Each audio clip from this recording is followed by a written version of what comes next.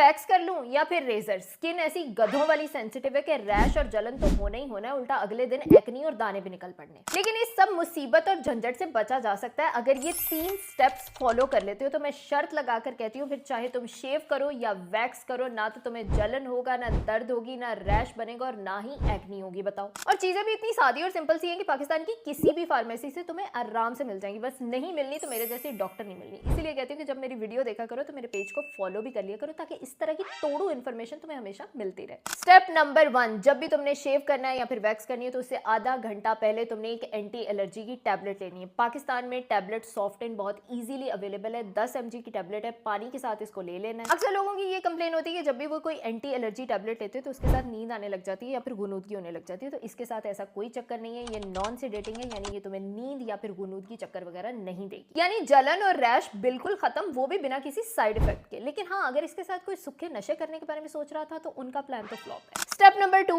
Hot and cold jail pad. इसको बिल्कुल भी नहीं भूलना है। इसको फ्रिज के अंदर रख के अच्छे से ठंडा कर लेना है और जब भी वैक्सिंग स्टार्ट करने लगो तो उससे 5-10 मिनट पहले अपने एरिया के ऊपर आराम से अच्छे से इसको रब कर लेना है, क्योंकि ऑब्वियसली जब एरिया ठंडा हो जाएगा तो थोड़ा सा सुन्न हो जाएगा और उसके ऊपर पेन और रेडनेस और रैश नहीं आएगा। और वैक्सिंग और शेविंग के बीच में भी ज्यादा सेंसिटिव एरिया में तुम आराम से इसको यूज करते रह सकते हो। और जैसे ही तुम्हारा प्रोसीजर कंप्लीट हो जाए तो उसके बाद भी 5 से 10 मिनट के लिए इसको अपने एरिया के ऊपर आराम से तुमने अच्छे से रब कर लेना है, क्योंकि ऑब्वियसली जब एरिया ठंडा होगा तो उसके ऊपर इन्फ्लेमेशन नहीं होगी, इन्फ्लेमेशन नहीं होगी तो रेडनेस नहीं होगी और जलन नहीं होगी। स्टेप नंबर 3, वैक्सिंग और शेविंग के बाद इस क्रीम को बिल्कुल भी नहीं भूलना। इसको अपनी जेबी में साथ डाल के लेके जाना है। फ्यूडिक एज के नाम से अवेलेबल है। पाकिस्तान में फ्यूसिडिक एसिड होता है और हाइड्रोकॉर्टिसोन होता है, यानी कि जरासीम को हमारा एंटीबायोटिक कवर करेगा। और हाइड्रोकॉर्टिसोन क्योंकि हल्का सा स्टेरॉइड है तो वो इन्फ्लेमेशन, रेडनेस और रैश को टैकल करेगा। जहां जहां भी तुमने शेव किया है या फिर वैक्स किया है उसके ऊपर हल्की सी लेयर इसकी अप्लाई कर लेनी है फौरी तो तुम्हारे जितने भी इन्फेक्शन या फिर रेडनेस, इन्फ्लेमेशन के चांसेस हैं वो खत्म हो जाएंगे। लेकिन इसको लेके पागल भी नहीं हो जाना, क्योंकि इसके अंदर हल्का सा स्टेरॉइड होता है तो इसको 1 या 2 दिन से ज्यादा यूज नहीं करना है। जैसे ही तुम्हारी इन्फ्लेमेशन या फिर रेडनेस सेटल हो जाए तो उसके बाद इसको फौरी से स्टॉप कर दें।